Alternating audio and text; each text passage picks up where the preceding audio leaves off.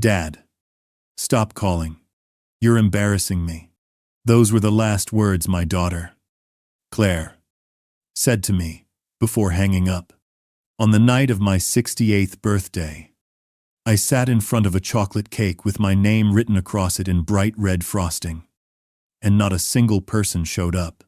The candles dripped wax into the icing as I waited for a doorbell that never rang. I had roasted a whole chicken, mashed the potatoes the way Claire loved when she was little, and even baked cornbread, because my son-in-law once said it reminded him of home. 8 plates sat on the dining table, polished silverware gleaming under the chandelier. Glasses filled halfway with wine I had saved for this night. The food cooled, the wine dulled, and my heart sank with every passing minute. At first, I thought maybe there was traffic. Then I convinced myself Claire must be running late because of her kids. But when I refreshed my phone, the truth slapped me harder than any cruel word could.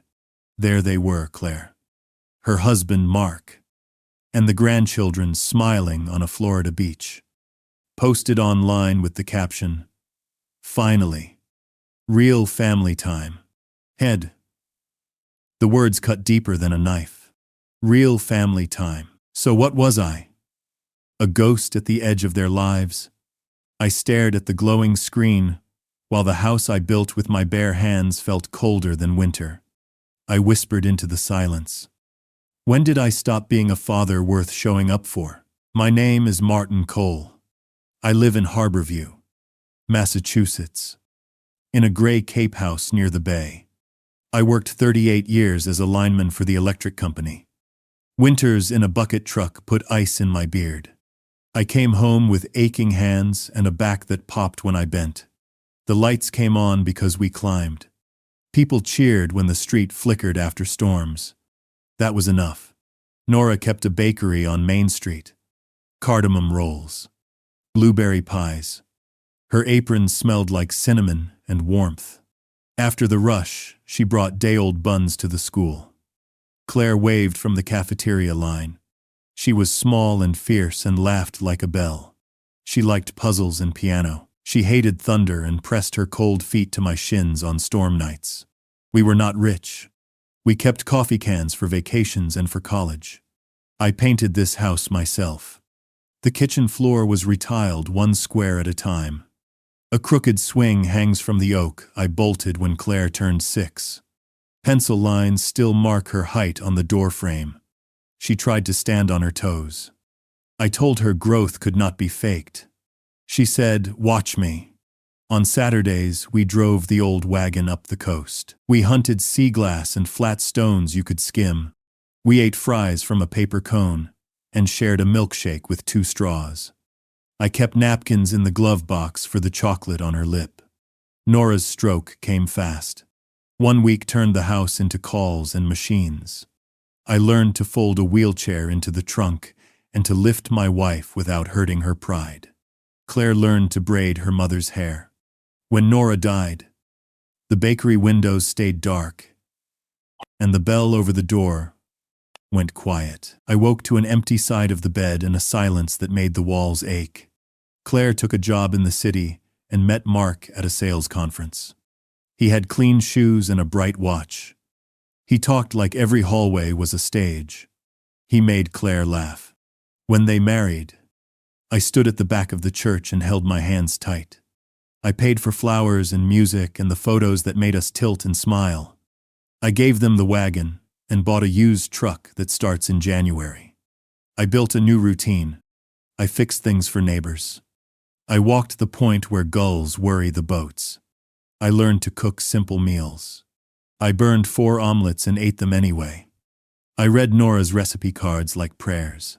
Sundays were supposed to be ours. Claire promised. Roast chicken. A movie for the kids.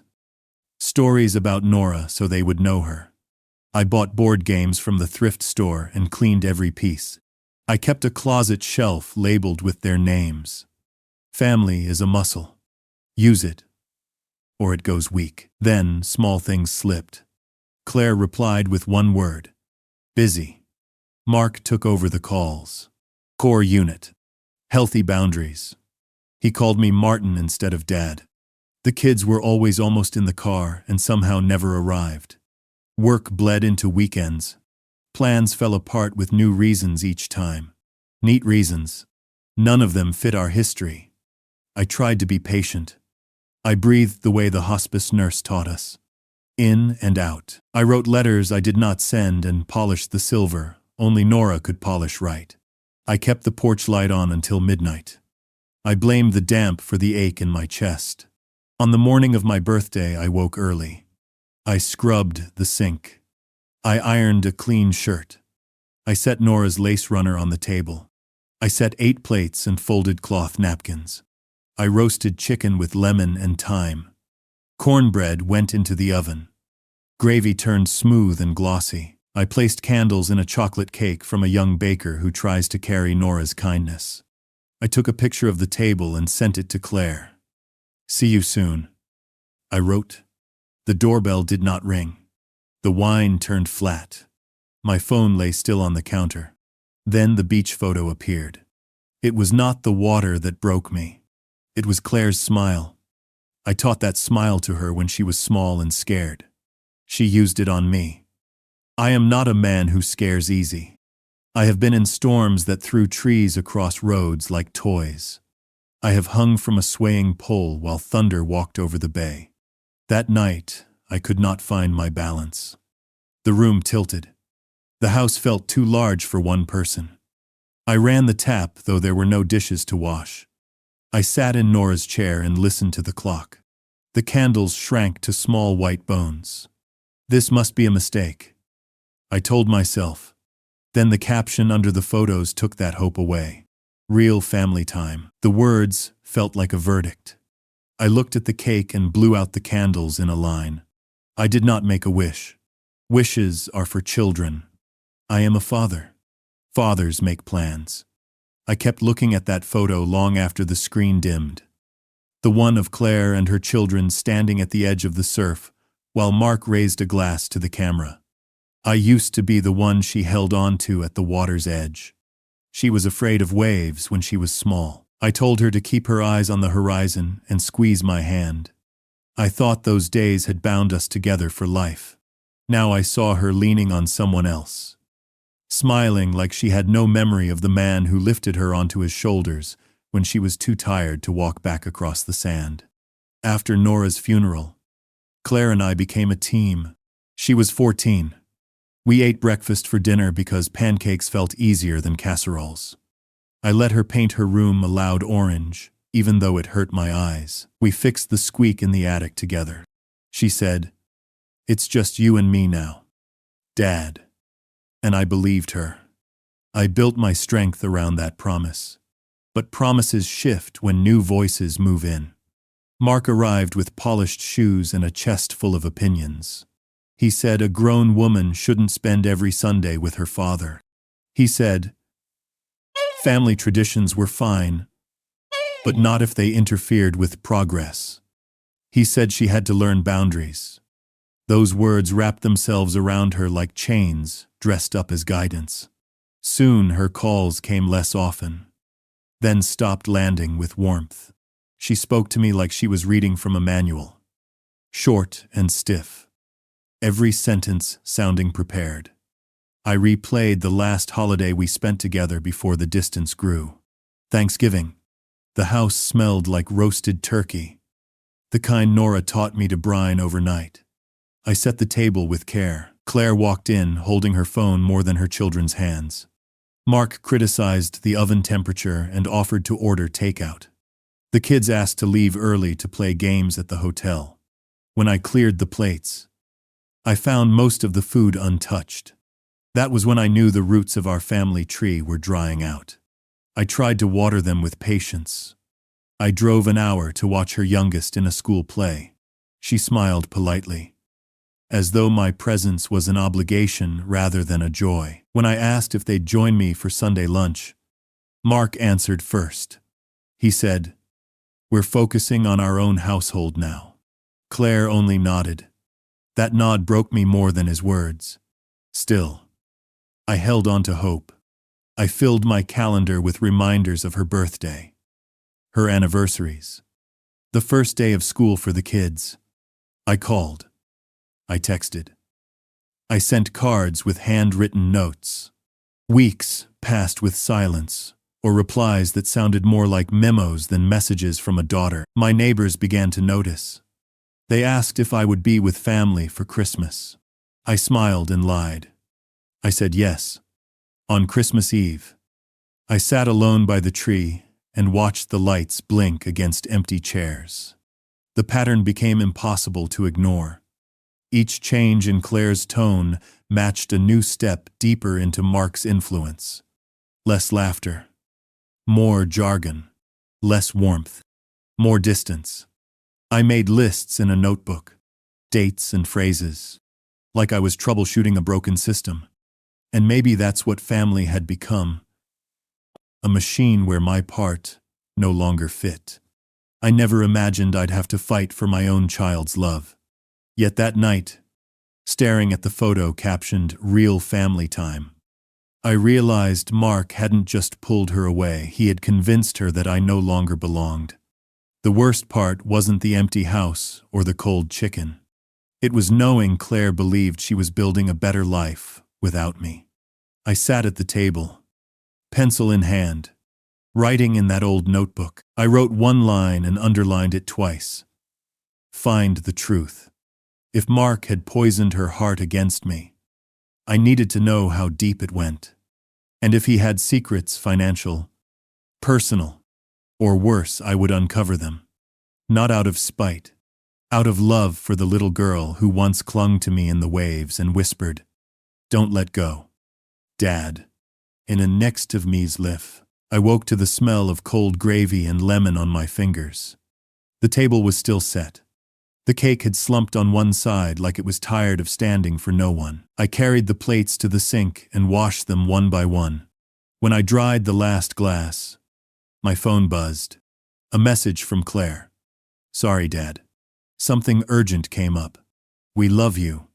I read it 3 times. The words were neat and careful. They could have been sent to a stranger. I opened her profile.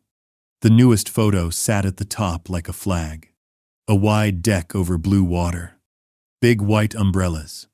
Claire in sunglasses holding the little one on her hip. Mark with a drink, the color of a bruise. The geotag said 7 Mile Beach. The caption said, "Real Family Time at the Azure Pearl." In a reflection on the sliding door, I could see a woman taking the picture. Not Claire. Not one of my grandkids. A hotel hand. They had asked someone to capture them as a family. I stood in a quiet kitchen looking at my family without me. I checked the timestamps. The photos had started yesterday morning. Airport smiles. Boarding pass. Matching resort wristbands. They had known. They had planned. They had posted through the afternoon while I basted the chicken and folded napkins. They were toasting the sunset while I lit candles and waited for the doorbell. My house felt small and large at the same time. Every room held our old life. The swing outside. The doorframe with pencil marks. The chair with Nora's soft dent in the cushion. I sat in that chair and held the phone to my chest. I told myself to breathe. In and out. Then I stood up, because standing felt more honest than sitting. The doorbell rang. For a second my heart jumped. I opened the door to find Mrs. Russo from 2 houses down. She held a casserole with foil on top and a card tucked under the edge. She said she made too much and thought of me. She did not ask if I had company. She looked past me at the perfect table and the sad cake. Her eyes softened. I told her I was fine. She set the dish on my counter and touched my arm. "Call if you need anything." I thanked her and lied again. When she left, I took a picture of the beach post and printed it on my old home printer.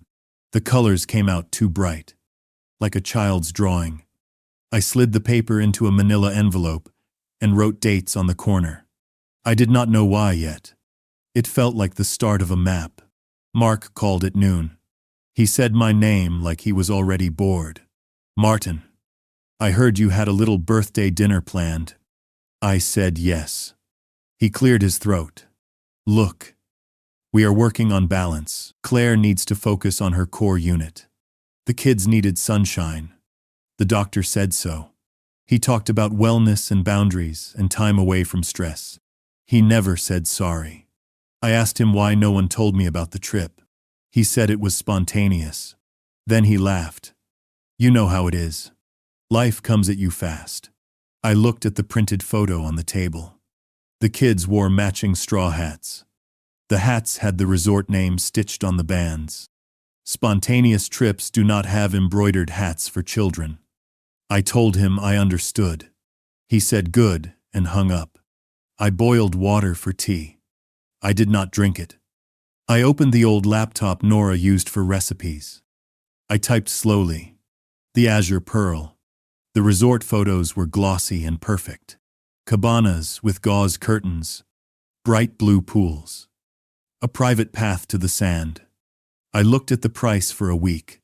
Then I looked at Claire's job title in the city and at the cost of their new apartment. I tried to make the math work. It did not. I checked Mark's feed. He had new shoes every month and a watch that could pay my mortgage. He called himself a consultant. Consultant for what? The tea cooled. The house sank into afternoon. I walked from room to room to keep from thinking. In the hall, I stopped at our wedding photo. Nora wore a cheap dress and the warmest smile I have ever seen. I told her I was sorry. I told her I was trying. I told her I felt like a man who had lost his place in his own story. I had one message from Claire's oldest. It was a row of hearts sent earlier in the week. I listened to my voicemail. A store offered a discount on gutters. An old friend invited me to a fishing trip in June. My daughter did not sing me happy birthday. I set the phone down, and the sound it made on the table was louder than it should have been. At dusk, I carried the cake to the back step and cut a slice. I ate it with a fork, while the bay went dark. The wind came off the water and the gulls argued over something I could not see. I told myself not to cry because I was tired of crying. My eyes filled anyway. I thought about the first time Claire called me from college to say she could not sleep. I had talked to her for an hour about stupid things until her breathing slowed. I had always known what to do. I did not know what to do now. Back inside, I opened the laptop again. The resort's page showed an event calendar. Live music on Thursday. Family beach games on Saturday. A private cruise on Monday at noon. I looked at the clock. It was Monday at noon. I pictured them in a boat with white cushions. I tried to picture myself there. I could not. I clicked a link by mistake and found a photo gallery from guests. There, in the background of a stranger's picture.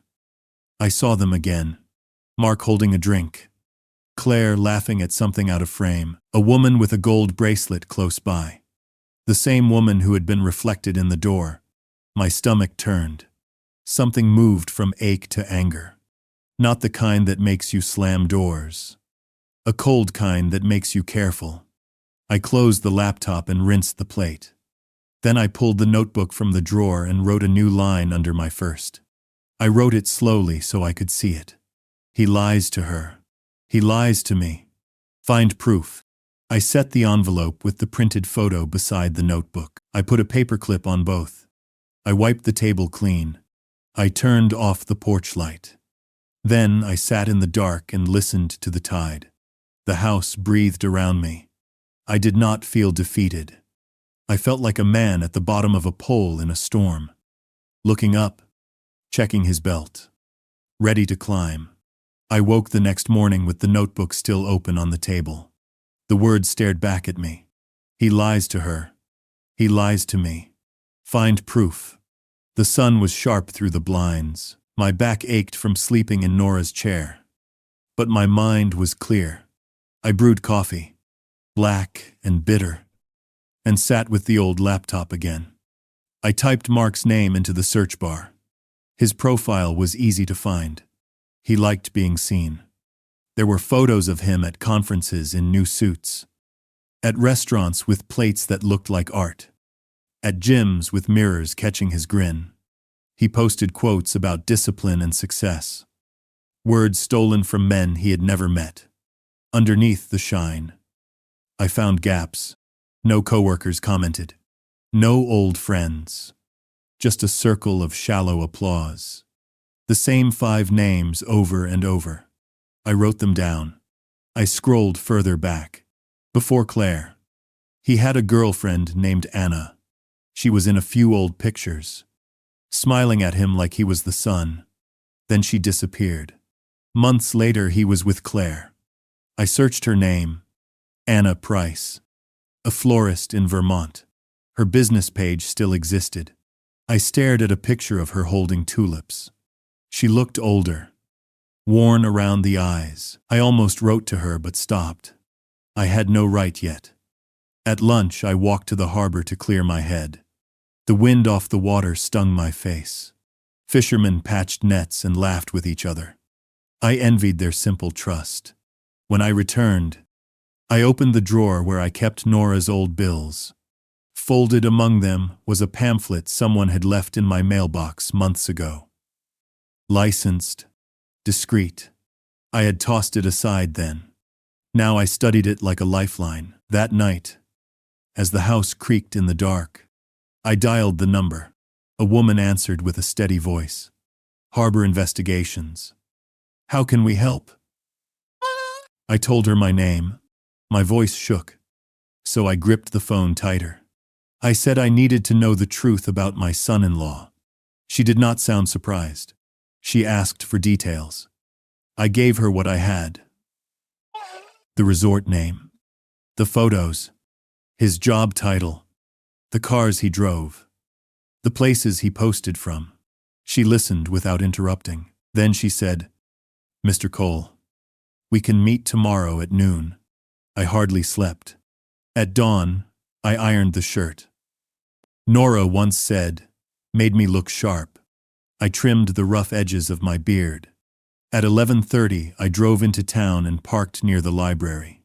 The office was on the 2nd floor of a brick building that smelled of old paper and salt. Inside, the woman from the phone greeted me. Her name was Karen. Mid-40s. Clear eyes. A handshake that told me she did not waste time. She led me to a small office with a metal desk. She pulled out a yellow notepad. Tell me everything from the start, she said. I began with the birthday. I described the table, the chicken, the cake, the photo on the beach. I spoke slowly, careful to keep the facts straight. I showed her the printed picture and the notebook with my notes. She nodded, wrote in quick strokes, and asked sharp questions. When I finished, she leaned back. What do you want from this, Mr. Cole? Revenge? Closure? I want my daughter back, I said. I want her to see who he really is before he ruins her. She studied me a long time. Then she explained her terms. Background checks, financial records, surveillance if needed. She quoted her rates. I had saved for a trip Nora and I never took. I placed the envelope of cash on her desk. Her eyebrows lifted, but she did not refuse. She wrote a contract and slid it to me.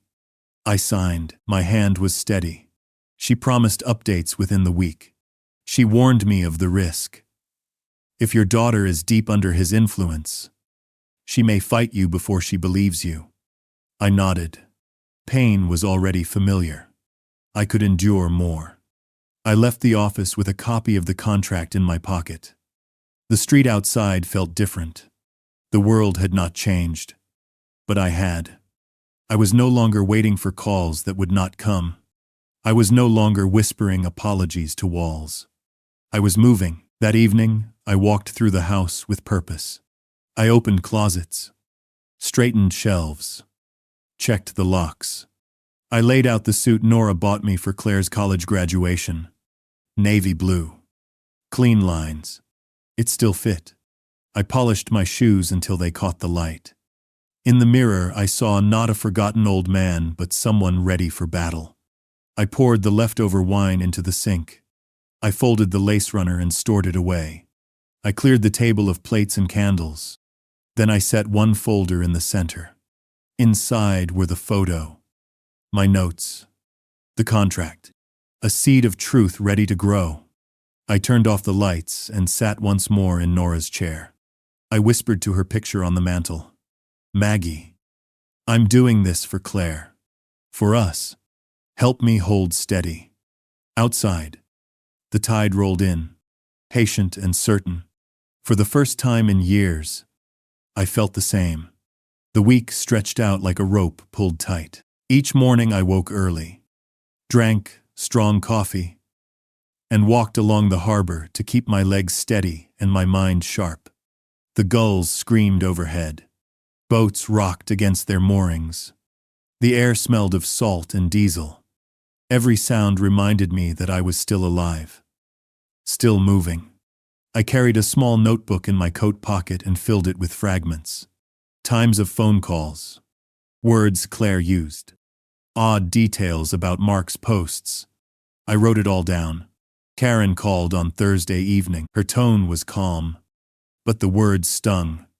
Your instincts were correct. Mr. Cole. He has debts. Heavy ones. She explained that Mark carried balances across 5 credit cards. Close to $40,000 in total. Loan applications denied. A car leased in his name but behind on payments. His business, a consulting firm, had no registered clients beyond a single shell company. I pressed the phone to my ear until it hurt. She promised more details in a full report. For now, she told me to prepare. After the call, I set the phone on the table and stared at it. The truth was beginning to surface, but it felt like standing on the edge of a storm. I thought of Claire, her laugh as a child, the way she once said she wanted to be a doctor, because helping people felt like magic. Now she was married to a man drowning in lies. She had tied her future to his sinking ship. I shaved the next morning and went to Charlie's barbershop. He looked me over and shook his head. Long time. Martin, you finally came out of hiding. I told him I needed to look like myself again. He trimmed my hair close, shaped my beard. When I left, the mirror showed a man 10 years younger. A man who could still fight for what mattered. I drove to the cleaners next. Mrs. Lee frowned at the navy suit as she ran her fingers along the fabric. Needs pressing. Maybe some new stitches. She promised to have it ready in 2 days. I thanked her.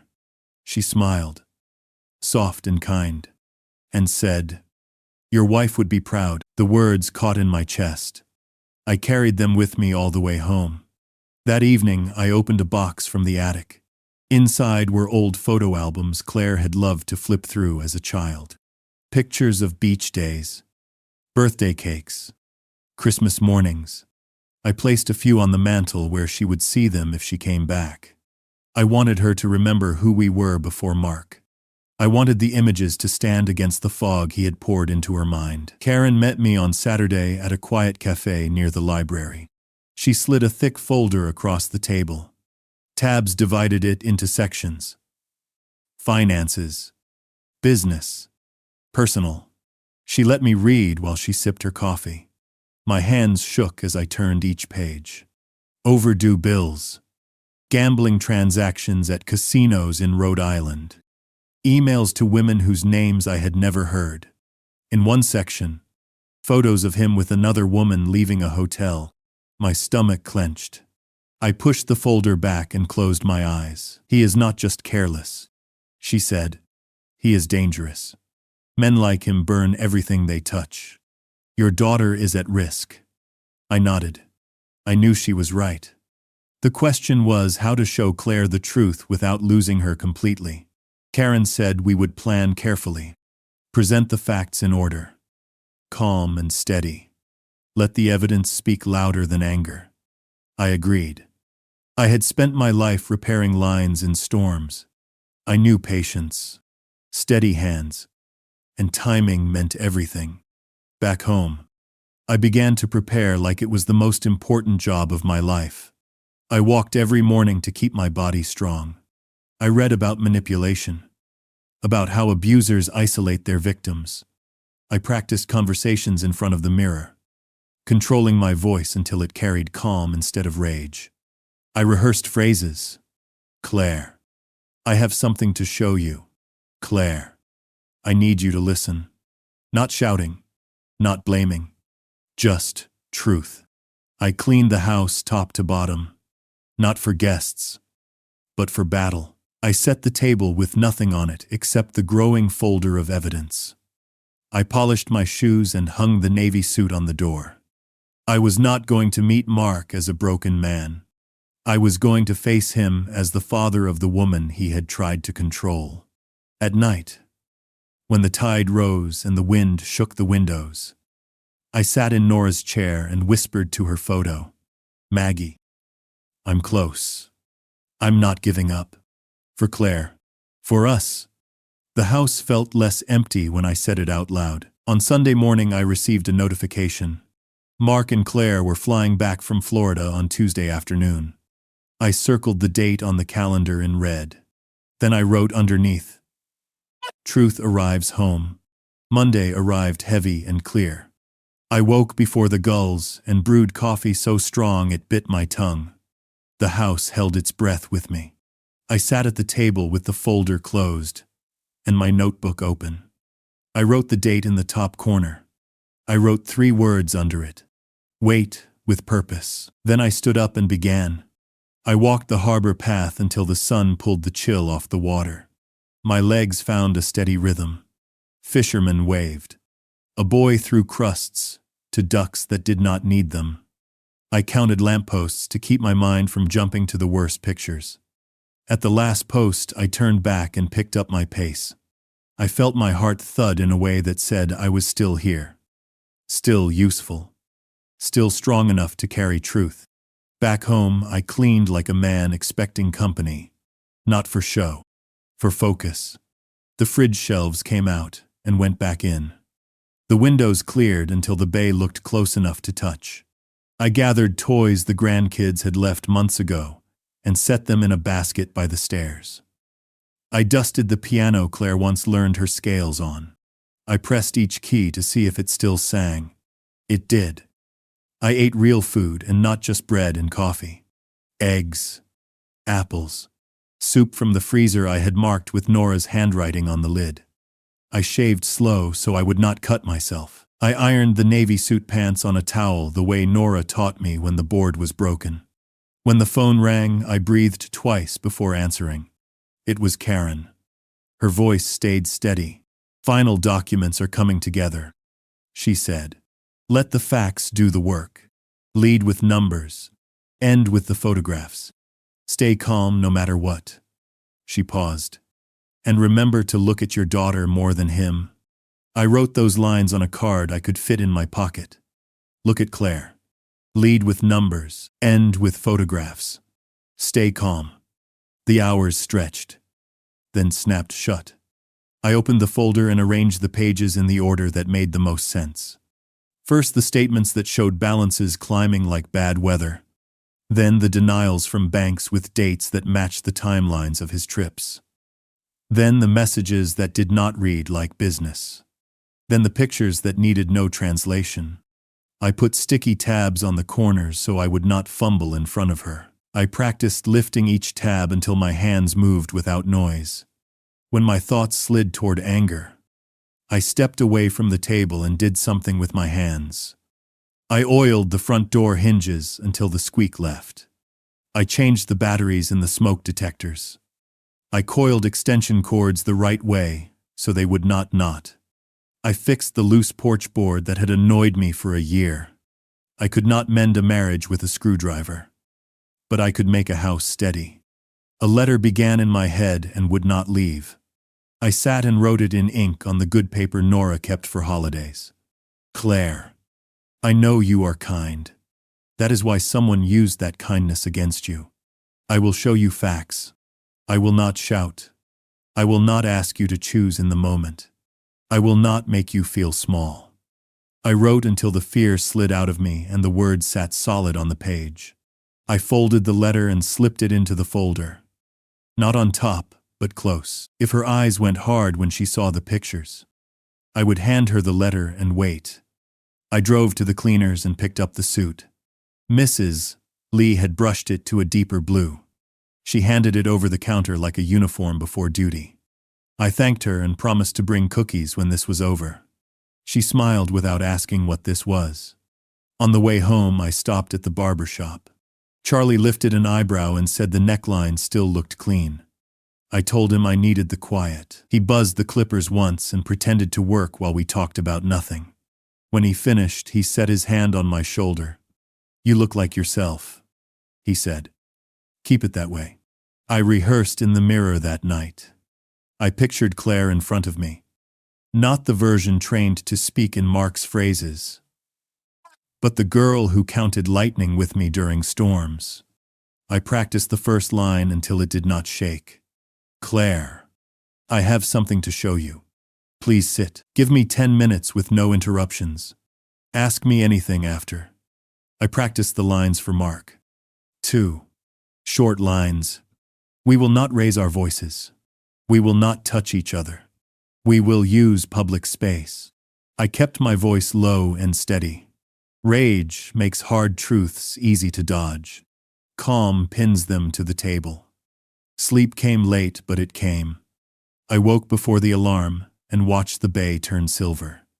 I ate toast with peanut butter and carried the suit to the bedroom. I laid out socks, the good belt, a tie with fine stripes. I chose the watch Claire gave me for Father's Day when she was 9. It has a scratch across the face from the time she dropped it on the dock. The scratch felt like a story I wanted with me. I printed the flight information and circled the time. I mapped the route to the terminal and back.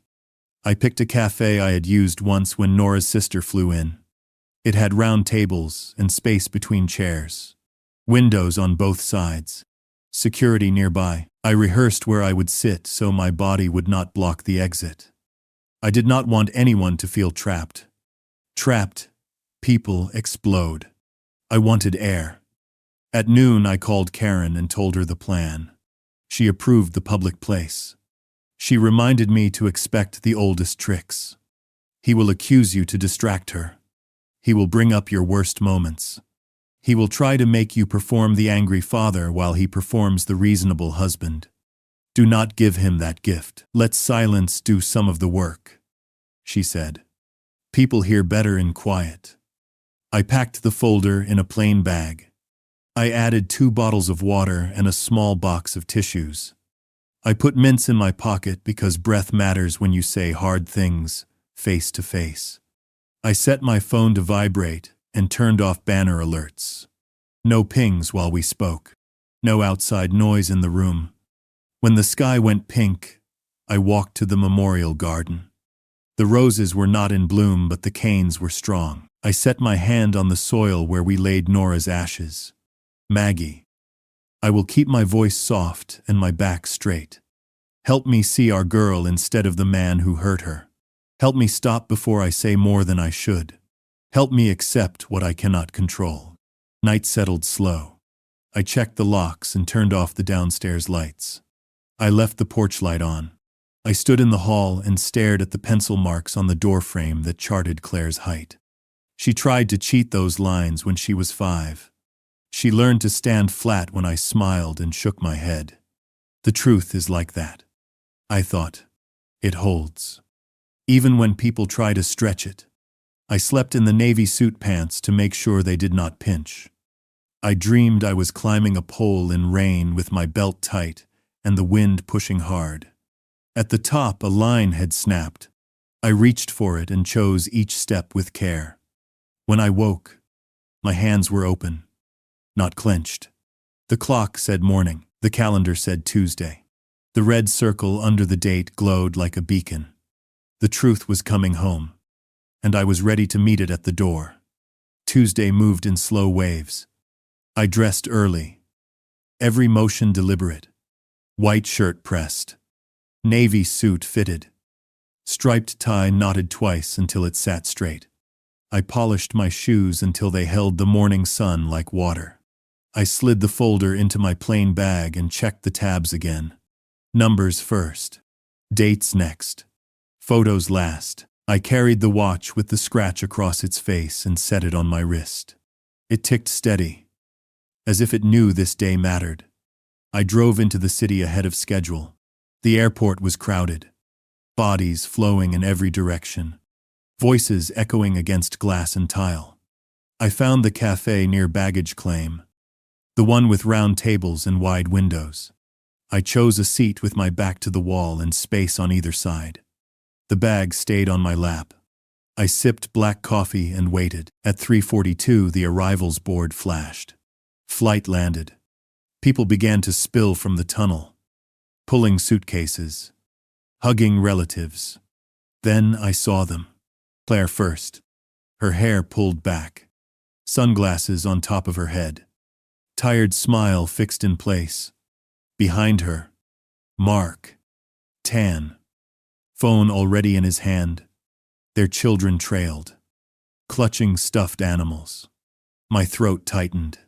I stood as they spotted me. Claire's face softened for a second. "Dad," she said, almost breathless. She stepped into my arms. For a moment, she was the girl who once counted lightning with me on the porch.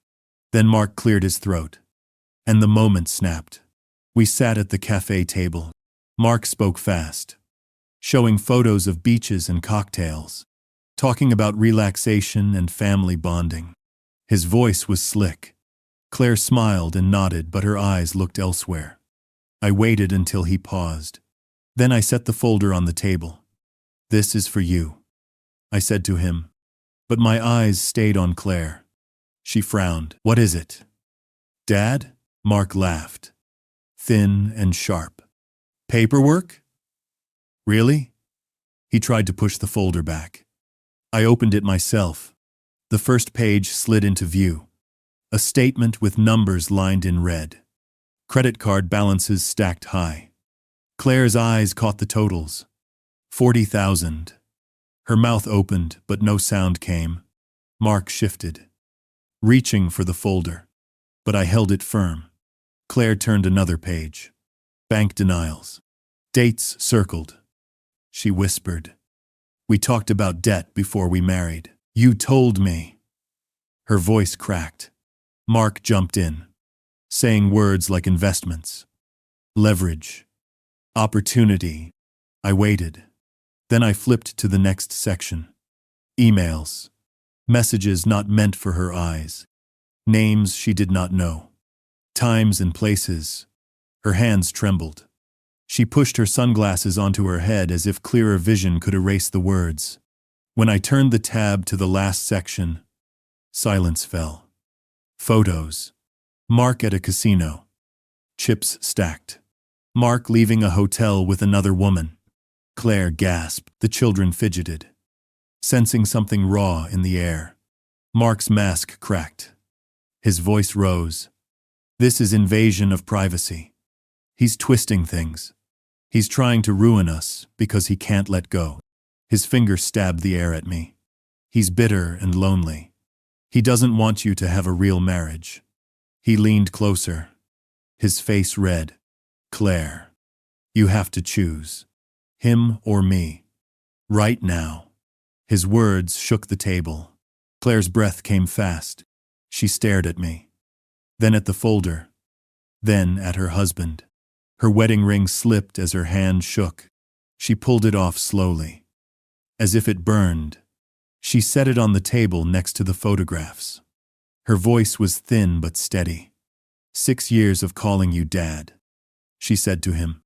"And it was all a lie. 6 months of marriage. And I don't even recognize myself." She turned to me. "Dad, take me home." Mark slammed his hand against the table. But heads had already turned. Security stepped closer. I stood, placing myself between him and my daughter. "Enough," I said. "We are done here." Claire rose, holding her children close. We walked out together while Mark's shouts echoed behind us, hollow and desperate. In the parking garage, Claire broke down. Tears streaked her face as she leaned into me. "I'm sorry," Dad, I'm so sorry. I believed him over you. Her words stabbed, but also healed. I held her until the sobs slowed. Then I opened the car door and whispered, "You're safe now. We'll get through this." The drive home was quiet, except for her whispered apologies and the soft breathing of her children. That night we sat at my kitchen table, the same table where so many empty plates had waited. Claire's hands shook around a mug of tea. She told me how he twisted her thoughts, how he convinced her I was manipulative, how he coached her to distance herself. I listened, each word breaking and mending me at once. When she finished, I set my hand over hers. "We start fresh. You and me, just like we promised when your mother passed." That night we did not sleep much. Claire lay on the couch with a blanket up to her chin. I sat in Nora's chair with the folder open on my lap. The house felt alert. Every floorboard had a voice. I brewed tea and brought it to her in the mug with the blue stripe. She held it with both hands. I said we would move one step at a time. She nodded and breathed like the nurse she is. In through the nose, out through the mouth. We started with the phones. She blocked his number.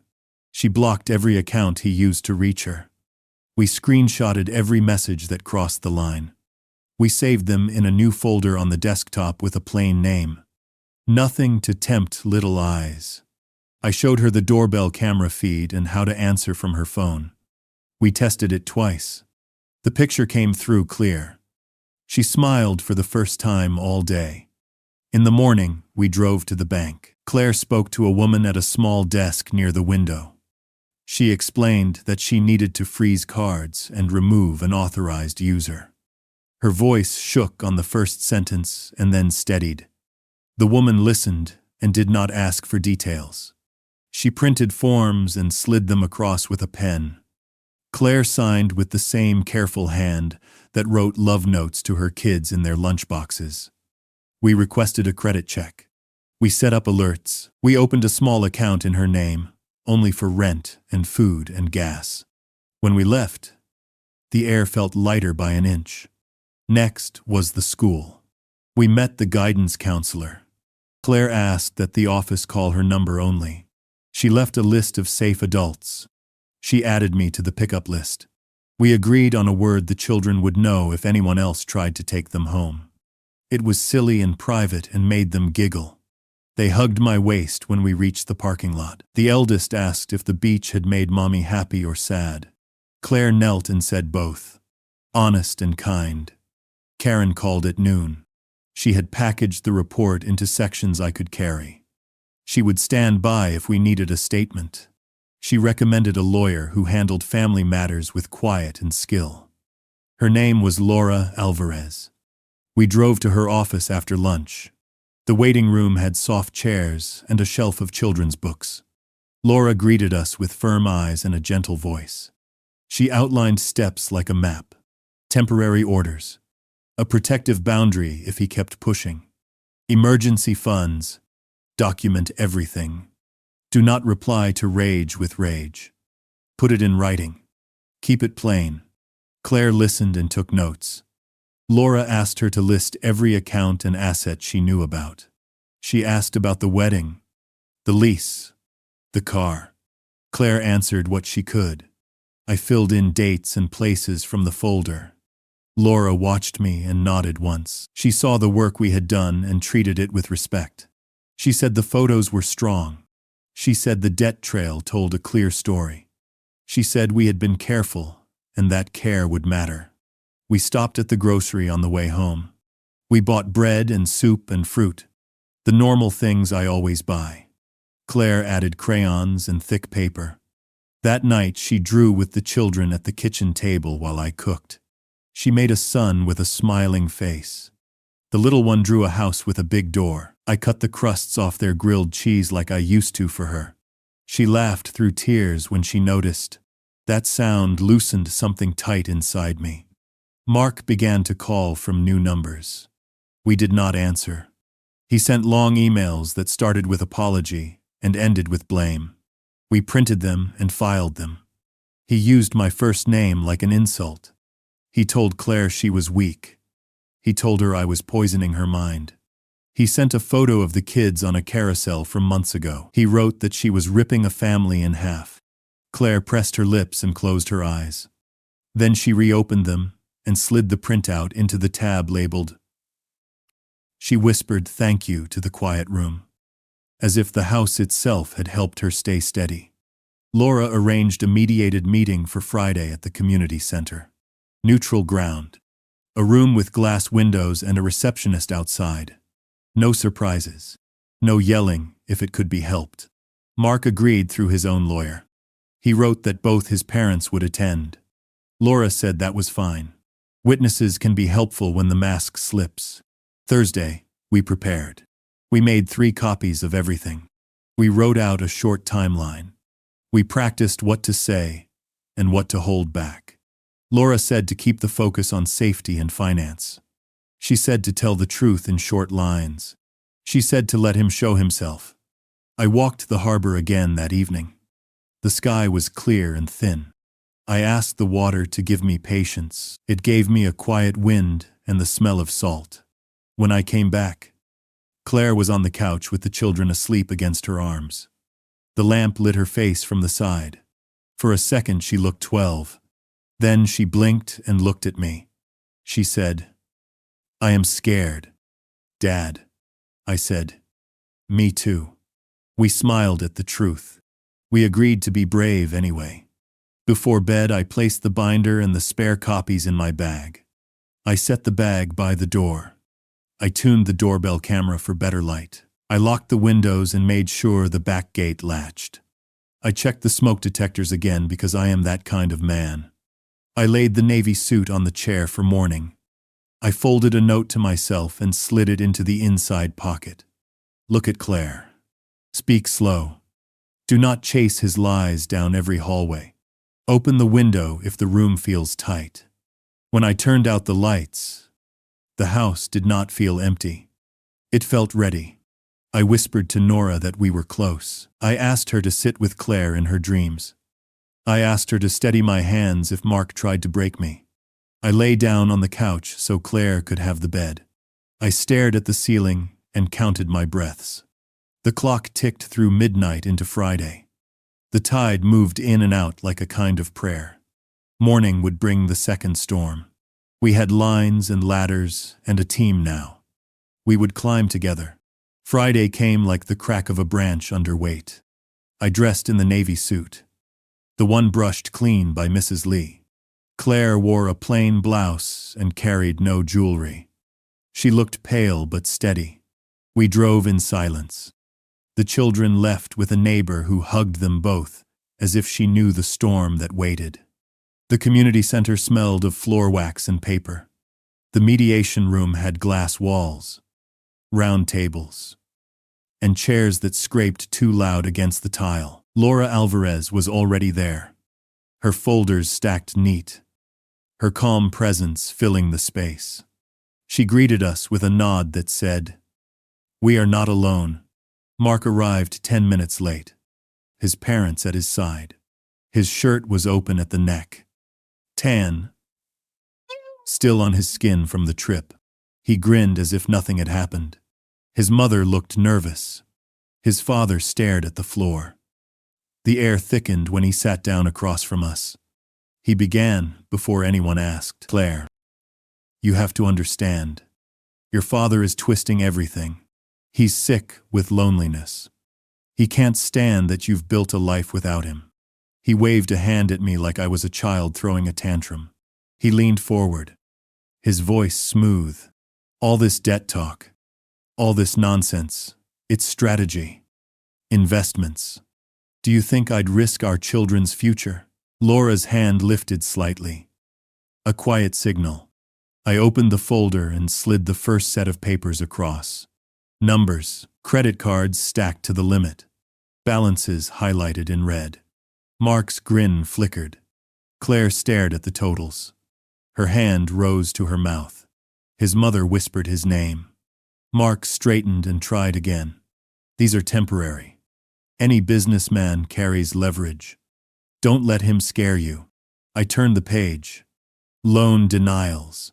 Dates lined up with vacations. He shifted in his seat.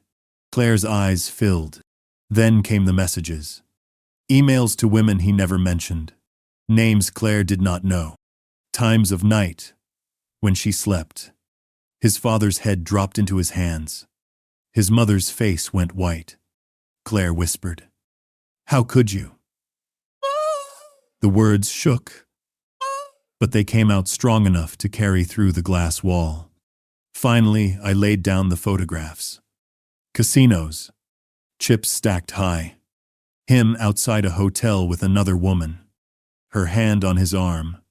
Claire pressed both palms flat on the table as if to steady the world. The wedding ring she had slipped back on days before now slid off again. It landed with a sound that cut through the room sharper than any voice. Mark's face twisted. He raised his voice, pointing at me. "He set this up. He's manipulating you. Claire. He paid strangers to follow me. He wants to destroy us because he can't stand that you're mine now." His words cracked, desperation bleeding through.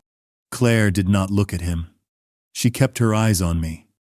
Then, on the folder, she whispered, "Dad, is this all real?"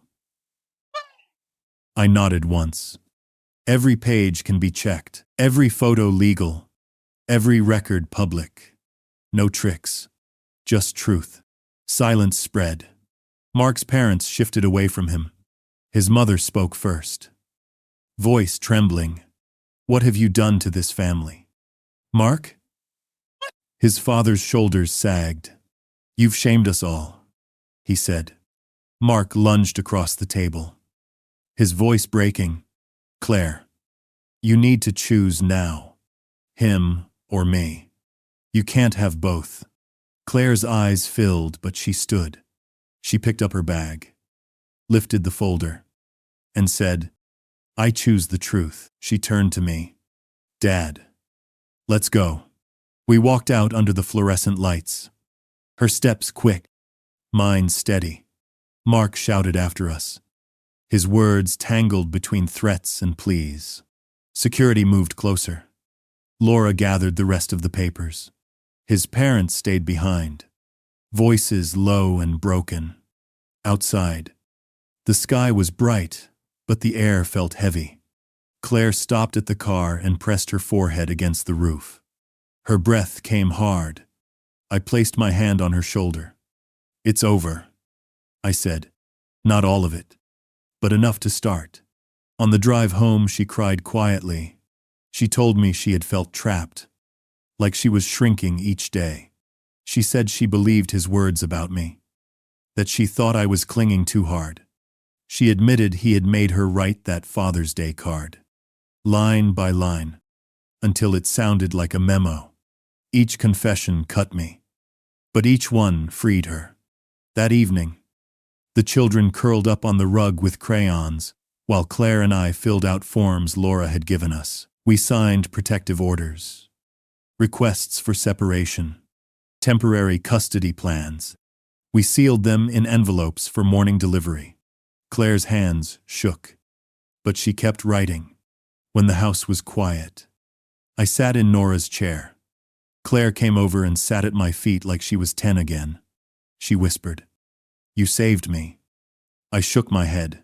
"No. You saved yourself." I only held the light. The next weeks moved in steady steps. We filed what Laura gave us. A judge signed a temporary order that kept him away from the house. The school. The clinic where Claire worked. Claire moved her things into the back bedroom. She set the children's drawings on the dresser. She kept a suitcase packed anyway because fear leaves habits behind. I placed bells on the back gate and a small lamp on each nightstand. The house felt like a living thing that had been wounded and was learning to breathe again. Mark sent a letter through his lawyer asking to talk without witnesses. Laura told us no. He tried a softer angle next. He wrote that Claire was fragile and that I was using grief to control her. He said he would help with bills if she came home. We let the lawyer answer. Payments through the court only. No unsupervised contact. He pushed and then pretended to pull. He claimed the photos were fakes. He blamed a coworker for the messages. He said a rival had planted the casino receipts. Lies stacked on lies until they could not hold their own weight. One afternoon he showed up across the street, hands in his pockets, eyes bright with fury.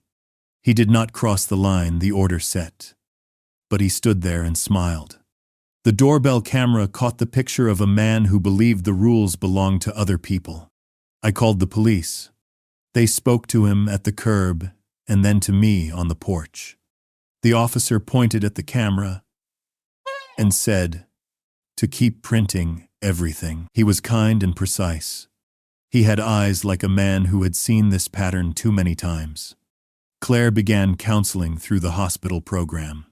A woman with silver hair and soft hands asked careful questions and gave my daughter language for what had been done to her. Claire practiced saying the words out loud: coercive control, financial abuse, gaslighting. Each term felt heavy in her mouth, and then became a tool in her hand. I watched her sit straighter each week. Her voice rose from a whisper to a line that could hold. Laura moved the separation forward. She negotiated access to a small storage unit so Claire could collect what was hers. She worked with Karen to document the debt trail so the court would not strap it to my daughter's back. She showed how the shell company paid for resort charges and how transfers left Claire's account in the night. She stitched a pattern out of chaos that even a tired judge could see. When the first hearing came, the judge spoke in a flat voice that somehow sounded like mercy. Temporary custody to the mother. Financial liens protected. Supervised visitation only. He glanced at Mark and said, "Control is not love." It was a Tuesday, and outside the courthouse the air smelled like rain. Mark's image began to change in the eyes of the people he had impressed. The gym stopped tagging him in their posts. The restaurant he boasted about cut him from their page. His parents stopped sending money after the bank called their house 3 times in 1 week. His mother sent Claire a message that began with excuse and ended with apology. His father did not write. Some silences are heavier than words. He tried to file a complaint against Karen for harassment. The board laughed it out of the room because every photo was legal and every record pulled by the book. He tried to sell his watch online. He posted 3 different prices in 2 days and then deleted the listing. He tried to say he had a new job in a different city, but no office could be found at the address he used. He moved in with a friend who set rules that men like Mark always believe are for other people. That friendship ended in a loud argument on a sidewalk that someone filmed. I did not watch the video. Claire told me not to. I obeyed. At home, the slow work of repair felt like knitting by a quiet fire. The children began to sleep through the night again. We built routines that did not break. Breakfast in real bowls. Shoes by the door. A jar for kind words that the kids filled with notes. Claire went back to the clinic. She stayed late the first week because helping patients made her remember who she was before the fog. I made food that steam could hold. I packed leftovers in small containers that fit her hands. On Sundays, we went to the point and threw stones into the bay. The kids made a game of counting skips. Claire breathed deep and told me a story about a patient who brought her a drawing of a heart with a bandage. She laughed at the right places and then cried without apologizing.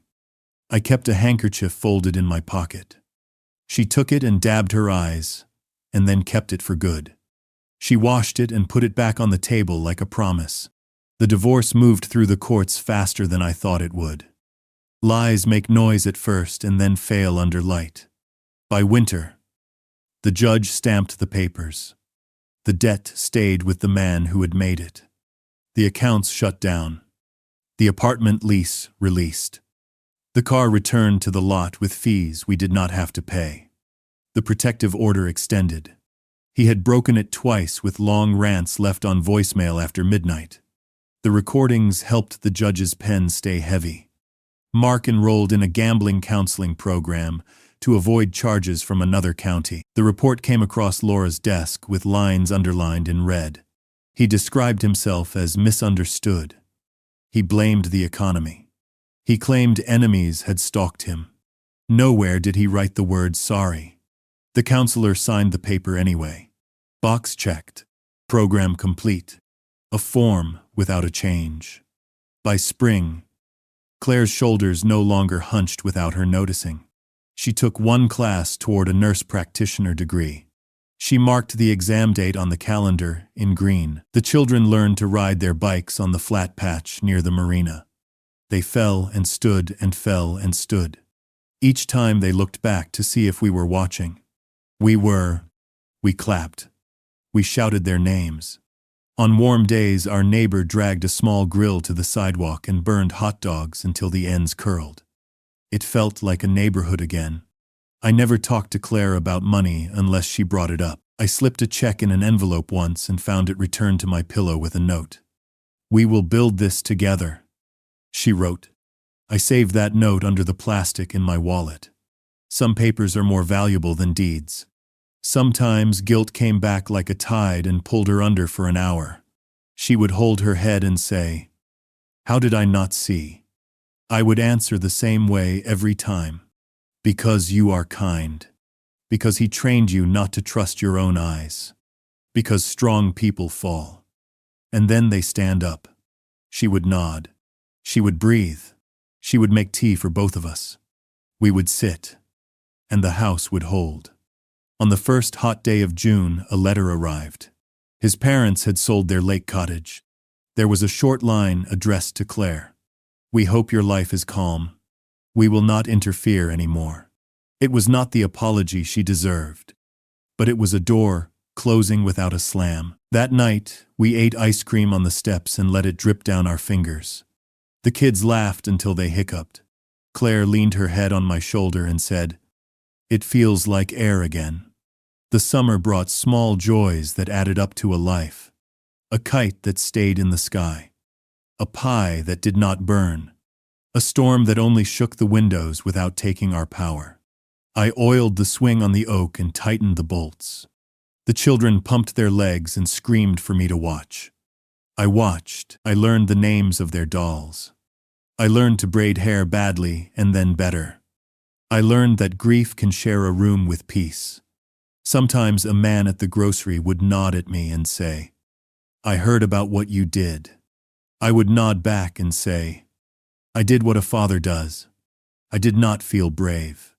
I felt grateful. Not many people get a second chance to do their job right in the middle of life. Autumn came with clean air and a sky that seemed higher than before. Claire passed her class with a grade that made her glow. The kids drew leaves in crayon and glued them to paper. I fixed the fence. I changed the filter in the furnace. The routine became a song we knew by heart. On a Saturday, we drove up the coast to the beach. The water was too cold to swim, but we took off our shoes anyway. Claire stood beside me and squeezed my hand. She looked out at the line where the sea meets the sky and said, "Count with me." We counted waves like we used to count lightning.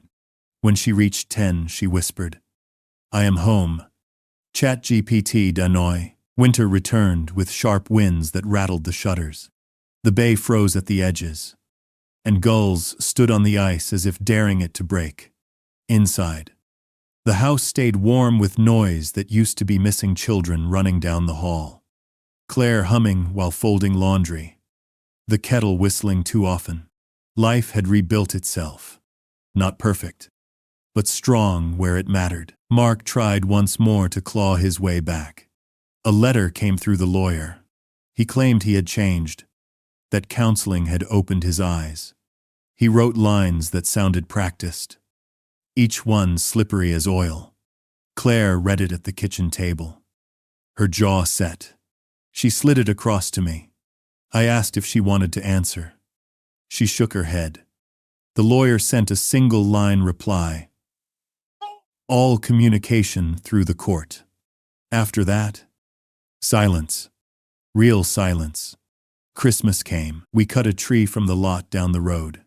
the kids decorated with paper stars and popcorn chains. I lifted the little one to place the crooked angel on top.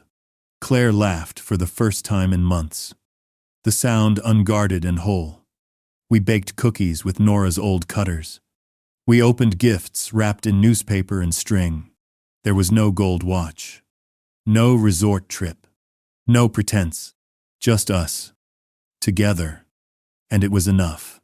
In January, the divorce became final. Laura called with the news. Her voice carried relief. "It is done," she said. Claire cried in my arms. Tears of release this time. Not despair. The children danced in circles. Not really understanding, but sensing freedom. I poured cider into glasses. And we toasted not to an ending, but to a beginning. Mark's name faded from conversations. His shadow grew smaller each week. Word spread of his failures, debts he could not pay. Jobs he could not hold. Friends who stopped answering. He became a warning rather than a presence. Claire no longer flinched at the phone. She walked taller, her shoulders loose.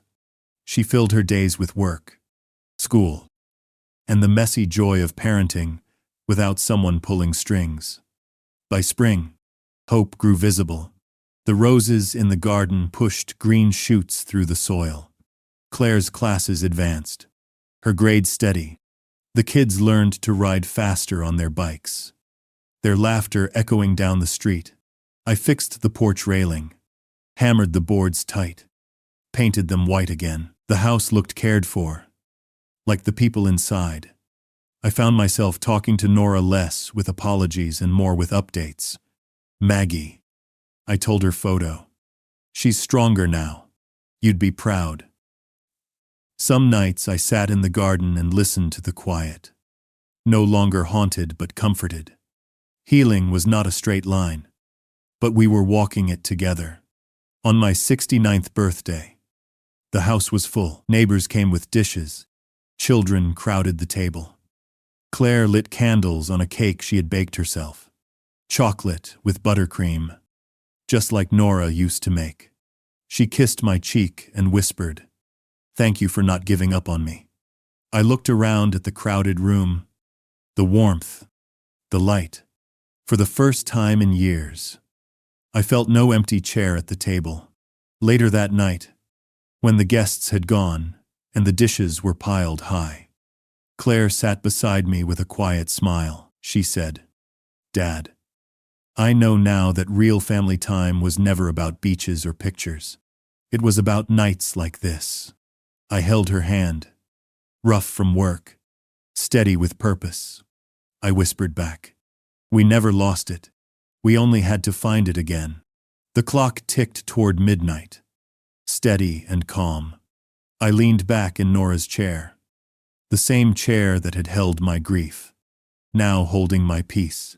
The tide moved in and out beyond the bay window, as faithful as breath. I closed my eyes and let the sound carry me, knowing tomorrow would come with light, and we were ready for it. Spring rolled into summer with a gentleness I hadn't felt in years. The air smelled of cut grass. The bay shimmered silver in the mornings, and laughter floated through the open windows. Claire was studying most evenings, her textbooks spread across the dining table, a pencil tucked behind her ear, the way she used to do as a girl with her homework. The children rode their bikes in circles around the driveway until dusk painted the sky pink. Life was ordinary again, and ordinary felt like a blessing. But memory has sharp edges.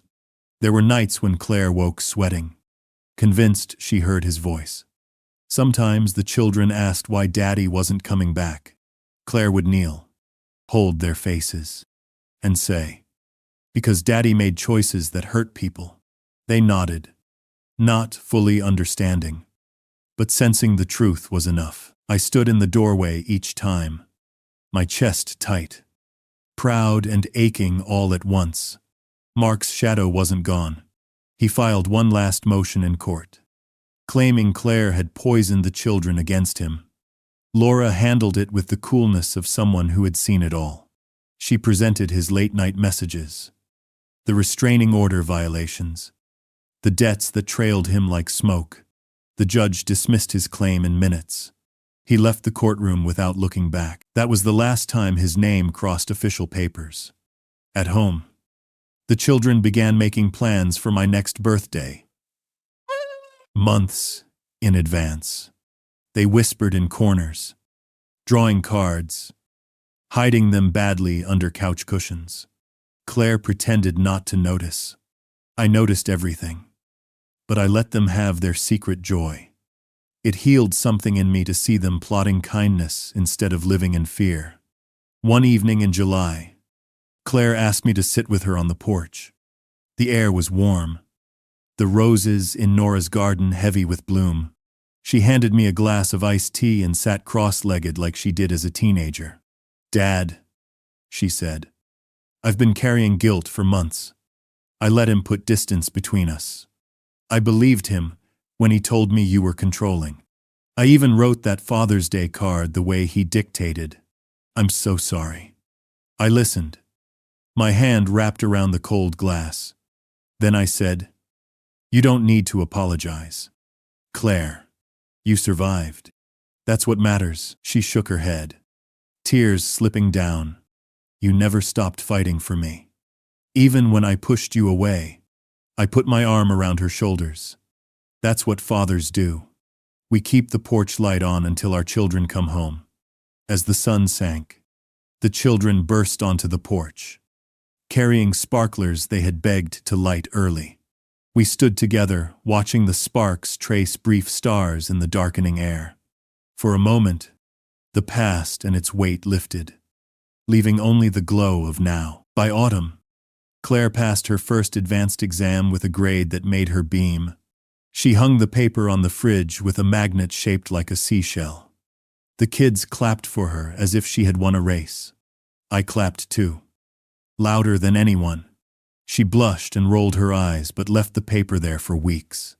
The night before Thanksgiving, we set the table together. This time it was full. Neighbors, friends from her program, the children darting around with napkins. I carved the turkey while Claire poured wine into every glass. She raised hers and said, "To family, not the kind in pictures, the kind that shows up." Everyone echoed it, and the sound filled the house.